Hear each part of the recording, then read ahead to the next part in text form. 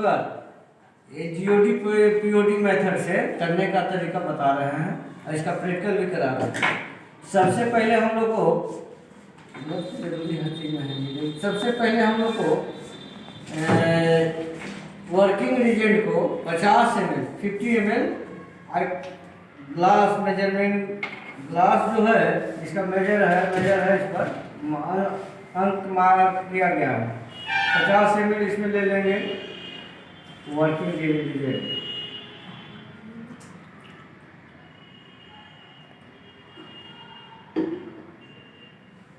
Working regent बनाने के लिए 50 ml सोल्यूशन लिए और इसके बाद इसमें इसी तरह का पाउडर है जीओडी पीओडी ग्लूकोज का एक पाउडर है जिसको हम घोल देते हैं।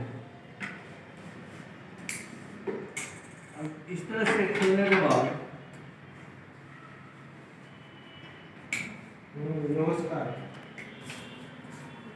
इस तरह से खोलने के बाद सोल्यूशन को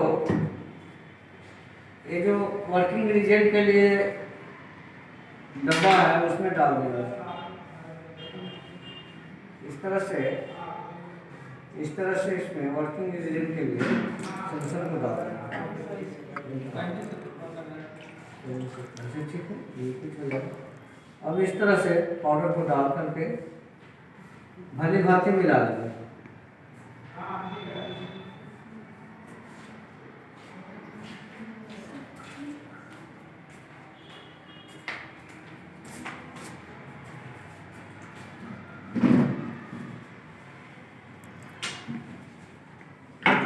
तक इसको सोल्यूशन को मिला लेंगे पाउडर से। मिलाने के बाद इसमें ये जो डब्बा है वर्किंग रिजेंट का उसमें डाल देंगे।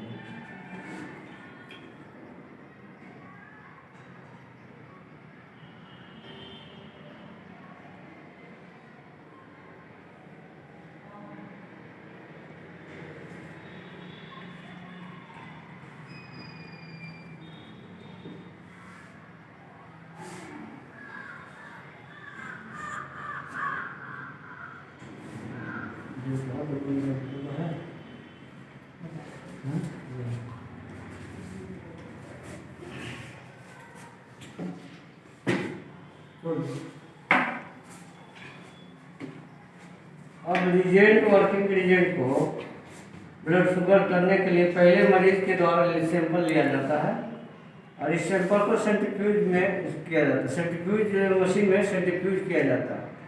सेंट्रीफ्यूज करने के बाद ये जो है प्लाज्मा ऊपर की ओर आ जाता है, सीरम ऊपर आ जाता है और आरबीसी नीचे की ओर बढ़ जाता है। अब मरीज के जांच के लिए कैलोरीमीटर से जांच के लिए 3 ट्यूब लेंगे।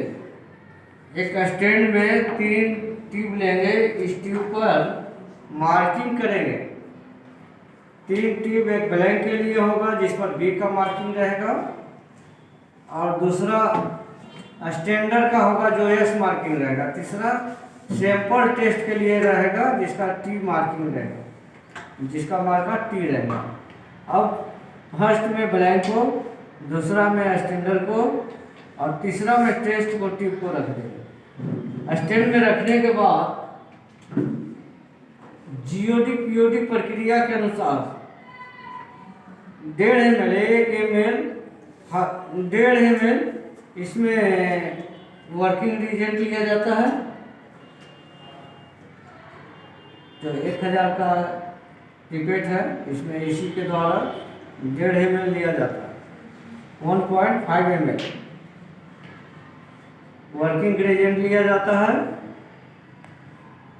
ये ब्लैंक में डालें।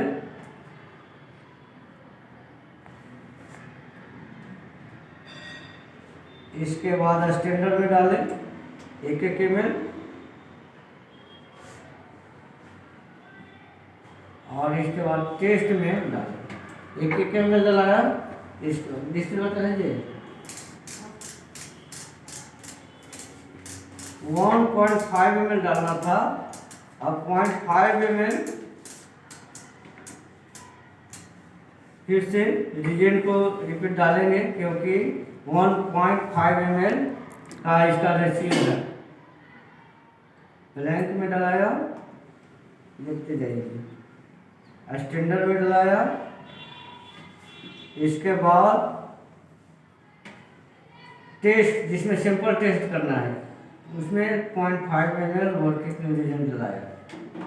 डलाने के बाद अब इसमें डिस्टिल वाटर उतना ही मात्रा में 1.5 मात्रा में डिस्टिल वाटर हम इसमें मिलाना है, मिक्स करना है। तो 0.5 ब्लैंक में, 0.5 स्टैंडर्ड में, 0.5 सैंपल टेस्ट में। अब क्योंकि 1.5 ml लेना है तब इसको 1 ml पर ले जाएंगे, डेट को अंक को 1 ml पर ले जाएंगे।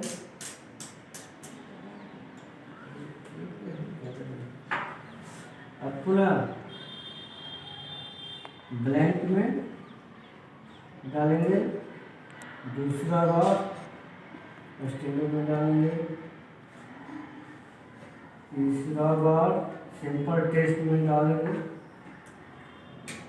अब तीनों ट्यूब की मात्रा को, मेजरमेंट को देख लेंगे सही है या नहीं, और सैंपल डिस्टिल वाटर का मात्रा, वर्किंग रिएजेंट की मात्रा, दोनों का सैंपल रहना चाहिए, सैंपल होना चाहिए।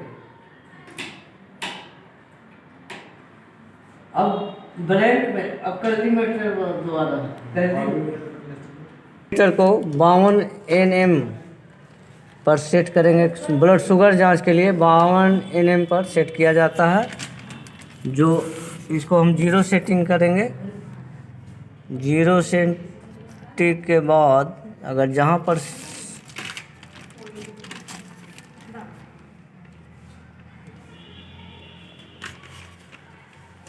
इस तरह से सेट करेंगे,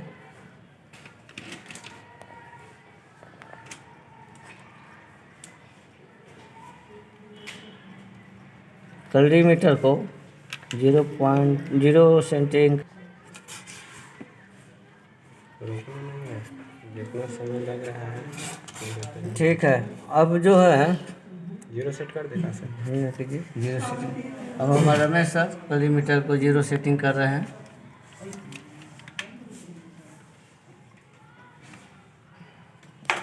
डिस्टिल वाटर से कीजिएगा।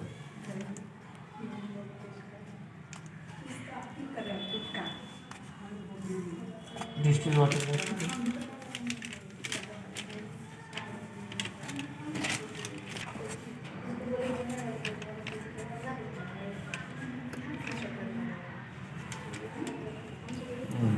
ऐसे करना होगा तो होगा।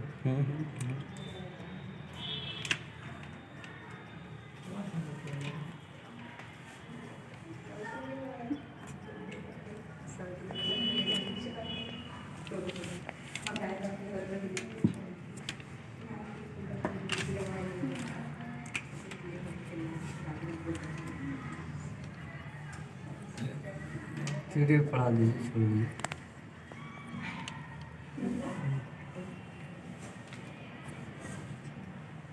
ले लीजिए लीजिए, इतना पर माइनस हो जाएगा। लीजिए 10 सेटिंग के बाद ब्लैंक माइनस करेंगे। ऐसे 0 सेटिंग पर किया जाता है। ब्लैंक जितना आया से 0 सेटिंग 10 माइनस कर देंगे। इसके बाद स्टैंडर्ड को सेट किया जाएगा, जिसका रीडिंग नोट कर लिया जाता है और ब्लैंक को माइनस किया जाता है। जो ब्लैंक का रीडिंग हुआ उसे माइनस किया जाता है। इसके बाद सैंपल टेस्ट का, जिसमें